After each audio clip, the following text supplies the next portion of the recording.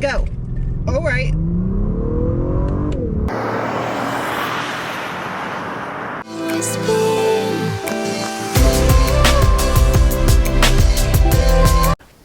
Hi guys, it's your friendly abandoned warehouse bird whisperer here with another car review. If you're wondering why I'm calling myself an abandoned warehouse bird whisperer, there is no logical explanation for that. I'm weird.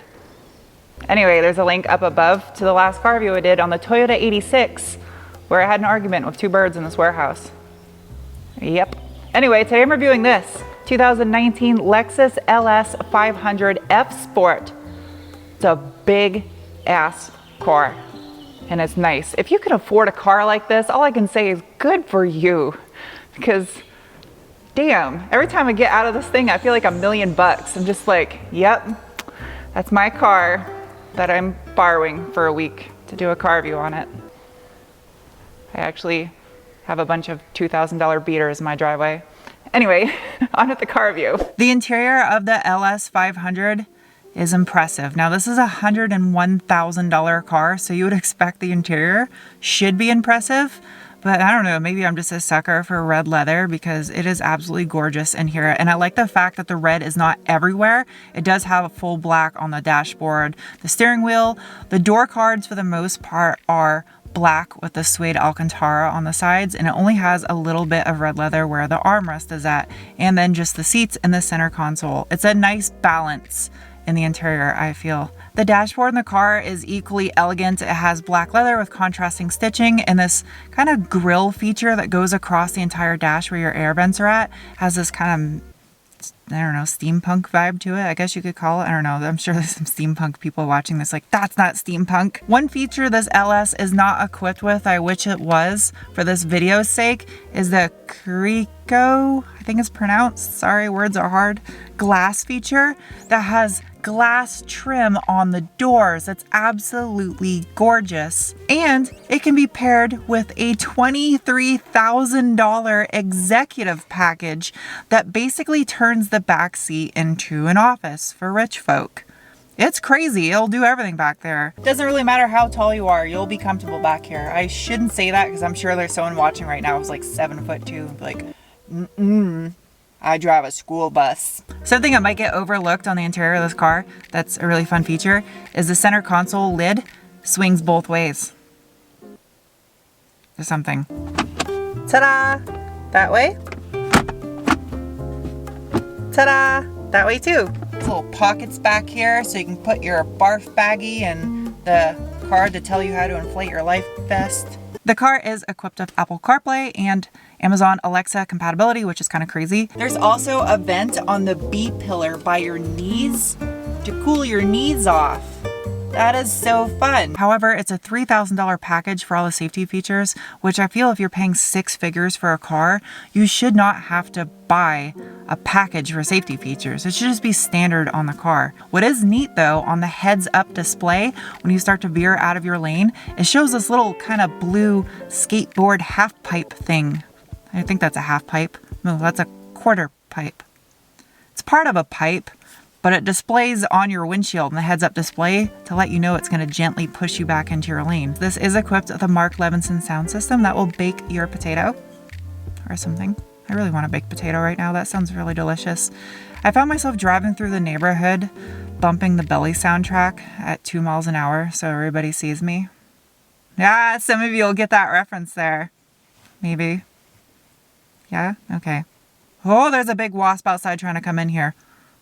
I'll stay still. He won't see me. Who the hell is out in an abandoned warehouse making fish-shaped cookies? That is so weird and random. I wish my lashes were that pretty. These are so nice. LED headlight lashes. You have to be mindful when you're pulling this thing through drive-thrus like ATMs, because if you don't take the corners a little bit extra wide, you will clip a rear wheel on the curb. Luckily, I pulled the trailer before, so I know to watch for that.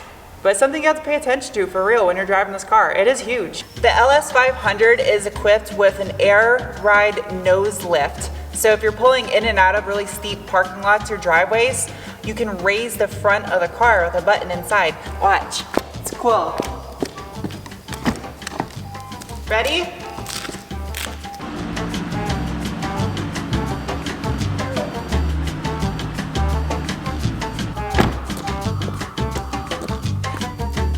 Did it do it? Did it go up and down? I can't tell from inside the car. All I see is a little green light that says hi. This is what you call a trunk flex.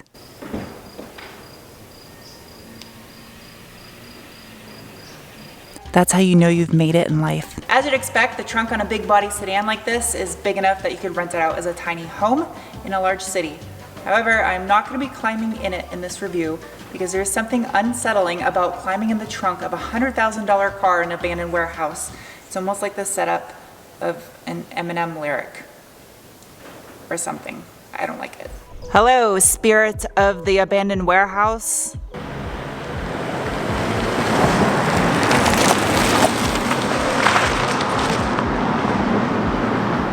Sport Plus. Traction control is off. Manual mode, we're gonna give it the beans in the name of science. Ready? Go. All right. A little bit of a short shift. Yeah, this thing gets up and goes.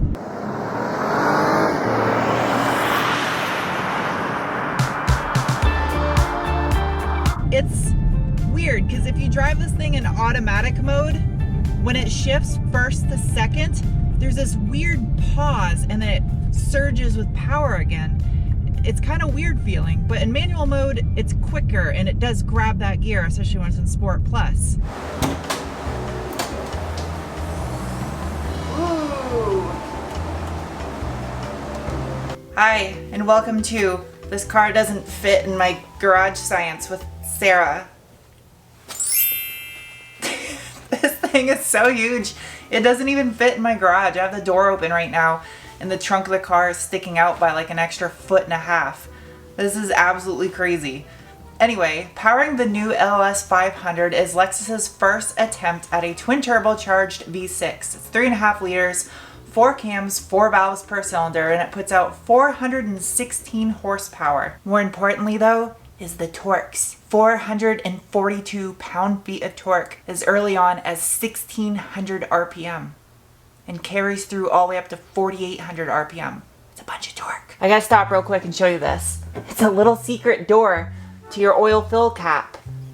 That's so neat. And the plastic that surrounds it looks like camo, like plastic camouflage. The LS500 weighs 4,850 pounds. Yet it still manages to do 0 to 60 in 4.6 seconds for the rear-wheel drive version. And on top of that, and this is truly impressive, it gets 19 miles per gallon city and 30 miles per gallon highway. I've been averaging a little over 19 over my entire time driving this car just because I like getting into boost. The engine is paired to an Isin 10-speed AWR 10L65 direct shift automatic transmission. I don't know why I just gave you that code. I guess just a flex to show you that I'm good at remembering numbers and letters. Anyway, the transmission that's found in here is the same that is in the LC500, but it doesn't feel quite the same driving it.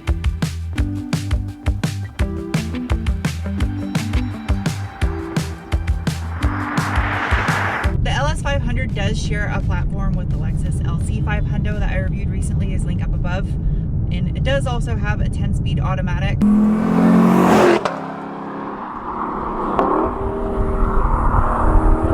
However, I don't feel like this transmission is as aggressive as it was in the LC.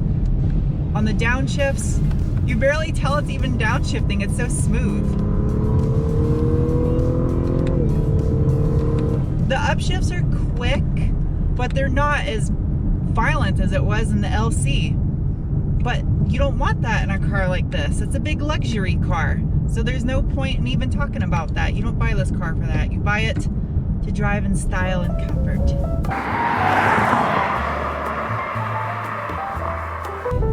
It's time for the brake test. No one behind me. Ready?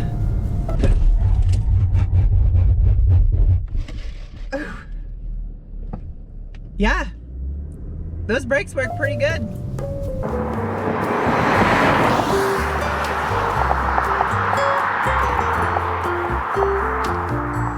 If you guys are wondering what it's like in corners, it does have adaptive suspension with 650 levels of dampening. but it's a almost 5,000 pound car. And when you go around corners, you feel it a little bit, but you can still chuck it into a corner. It's not that this car isn't fun to drive, because it is. It's just, this isn't why you buy a car like this.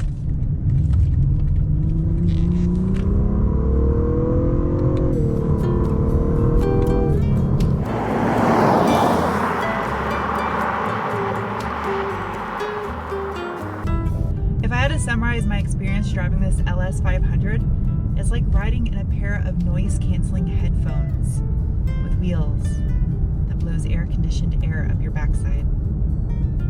It's so peaceful and serene in here. It's crazy how quiet it is. But when you open up the roof, it sounds like you're being ejected from the International Space Station. The amount of air that just rushes out and that seal that it creates when it shuts, it's crazy. Watch. Ready?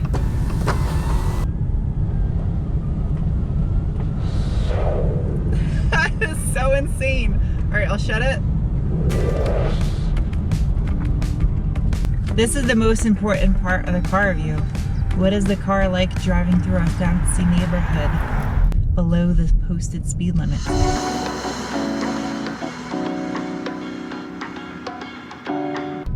Will people walking on the sidewalk stare and go, ooh, what a pretty car that is? I cannot believe how quiet it is in here. You could hear a fly fart inside this car. It is insane. The heads-up display that is on my windshield is as wide as the infotainment screen. There's a widescreen theme throughout this car. And the heads-up display, like when you start the car, it has the Star-Spangled Banner of magic coming up on it in full color, just like you have on your infotainment screen. It's so pretty. If you're currently in the market for a 6-figure big body sedan like this, you're probably looking at Mercedes, BMW, and Audi. And if you're trying to figure out a reason why you would choose this, I would have to say value. You get a lot for what you pay, and it's different. You probably won't see as many of these as you will the European competitors. So if you guys have never seen my belly button, let me hide it. If you've never seen one of my car reviews before, I do is called the Bean Score. Is a rating of 1 to 5 beans based on the feeling you get in your gut when you give it the beans. And the 2019 Lexus LS500 F-Sport is going to get a rating of 2 smooth beans.